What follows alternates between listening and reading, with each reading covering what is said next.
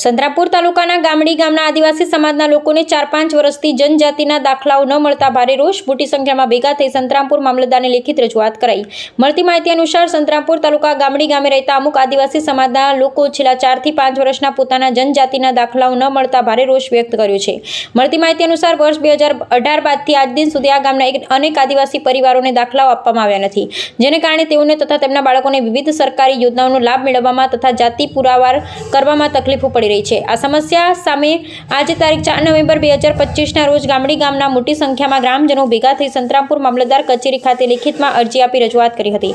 મામલતદાર શ્રી દ્વારા રજૂઆત સ્વીકારી જણાવ્યું હતું કે આ બાબતે તપાસ કરી સરકારને જાણ કરી યોગ્ય કાર્યવાહી કરવામાં આવશે। મામલતદાર શ્રીના આશ્વાસનથી ગ્રામજનોમાં થોડી ખુશી જોવા મળી હતી।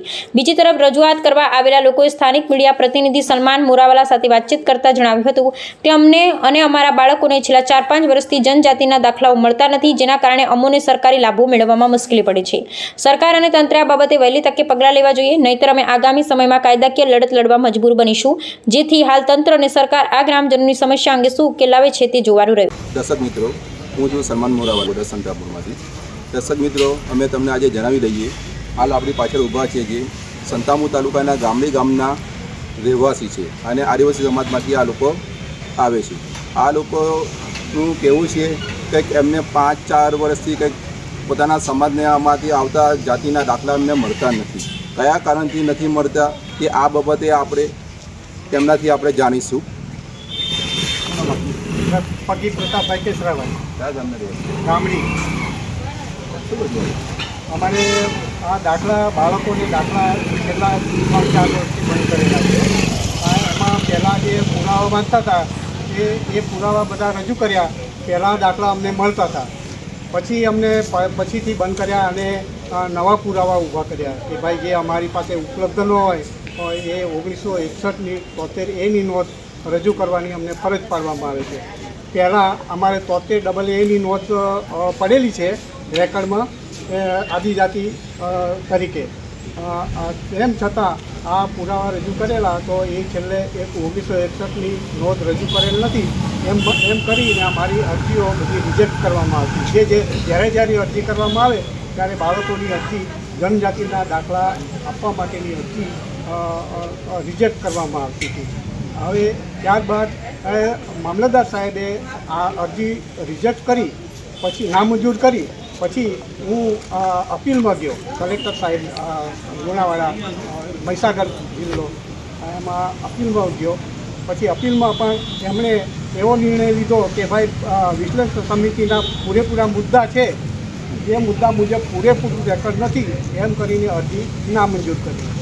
ત્યારબાદ અમે ગામના બધાએ નક્કી કર્યું કે ભાઈ આપણે હવે આ દાખલા આપણને મળવાના નથી આમ સહેલાઈથી, એટલે આપણે બધા સંયુક્ત રીતે રજૂઆત કરીએ। સંયુક્ત રજૂઆત અરજીને બદલે આખું ગામમાંથી બધા ફળીઓના રહેવાસીઓ હતા ગામડી ગામના, એ બધાની સહીઓ મેળવી પછી તલાટી સાહેબને અમે રિક્વેસ્ટ કરી કે તલાટી સાહેબ અમને અમારી આ રજૂઆત છે, તમે અમને ગ્રામ પંચાયતમાં ઠરાવ પસાર કરી આપો તો એના આધારે સરકાર પગલાં લેશે। કારણ કે અમારે પેસા એક્ટ 1996ના કાયદામાં અમે અમારી ગામડી ગામનો સમાવેશ થાય છે।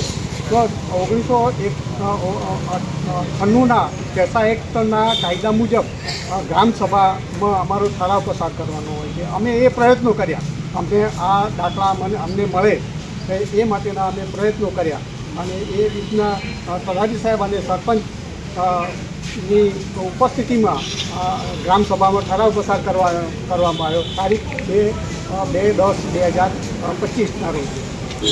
અને અમે આજે અહીંયા મામલતદાર સાહેબને સંયુક્ત રીતે અમે મળવા માટે આવેલા છીએ અને સાહેબને બધી વિગતવાર અમે ચર્ચા કરી અને અમે અમારું ગામ સાહેબ અમારું ટ્રાઇબલ એરિયામાં આવે છે તો અમને આ લાભ મળવો જોઈએ। તો અમને મામલતદાર સાહેબે અમને ધરપત આપી કે હું ચોક્કસ તમને જે કંઈ કરવા પડતું હોય હું કરીશ એવું ધરપત આપેલી છે અમને। તો મુકેશભાઈ ગામડી શું આપણે હા એમની સાથે આપનું આ બાબતે બે વસ્તુ શું? બસ આ પહેલાં દાખલા મળતા હતા, અત્યારે હાલમાં છોકરાને બહુ તકલીફ પડે છે અને અમે પણ ધક્કા ખાઈને આવ્યા તો પણ એક્શનની એન્ટ્રી રજૂ કરો એવું કહે છે। કેટલા સમયથી તમારે તપાસ કરવા પડે? લગભગ 2 વર્ષ 2-3 વર્ષ. આ વખતે તમારું જોવું છે કે તમે આ વખતે મામલતદાર સાહેબને આવે અને બીજી તરફ તમે એના મામલતદાર દ્વારા આશ્વાસન આપવામાં આવ્યું છે કે મારા પછી જે પણ થશે તે આગામી વખતે ન કરી. પરંતુ જો આગામી સમયને તમને જો તમારા ગામને મળવા પડશે તમને શું સમય કે તમને જો નહીં મળે તો તમે આગળ આ વખતે શું કરો? આગળ અમે એના માટે લડત લડીશું એ કંઈ છે. શું નામ તમારું? મારું રિક્વેસ્ટ છે કે સરકાર જલ્દી નિરાકરણ આવે અને અમને બાળકોને અમારે બહુ તકલીફ પડે છે. સિક્યુરિટી નહીં મળી. અમારા આદિવાસી સમાજમાં બધી રીતના અમારા લગ્ન વ્યવહારો ચાલે છે અને કરેલા છે અને બધી રીતના સરકારે આનો તાત્કાલિક નિકાલ સરકાર લાવે એવી મારી માંગણી છે. દર્શક મિત્રો, તમે જોયું એમને જણાવ્યું કે અમે બધા મળીને આજે સંતરામપુર મામલતદાર સાહેબશ્રીને એક એપ્લિકેશન આપી. એપ્લિકેશનની અંદર અમે જણાવ્યું કે જે અમને જે તકલીફ છે, જે જનજાતિના જે દાખલા અમને મળતા નથી, મળવાપાત્ર હોવા છતાં પણ તે જે મળવા કયા કારણથી નથી એ અમને ખ્યાલ નથી. પરંતુ આ બાબતે જે તે એની તપાસ કરી ગંભીરતા લઈ અને આ બાબતની અમને વહેલી તકે અમારા દાખલા અમને મળે તેવી અમને માંગણી કરી છે. હવે આગામી સમયમાં આપણે જોવાનું રહ્યું શું એમને આ લોકોને એમના જાતિના દાખલા જે મળવાપાત્ર છે એ અમને કેટલા સમયની અંદર મળશે. અને વધુમાં આ લોકોનું એવું કેવું છે, એમને જણાવ્યું છે જો અમને અમારા દાખલા વહેલી તકે અમને નહીં મળે તો આ બાબતે અમે કાયદેકીરીના આગળની અમે કાર્યવાહી કરીશું અને જરૂર પડશે તો અમે હાઈકોર્ટના દરવાજા પર અમે ખખડાવીશું.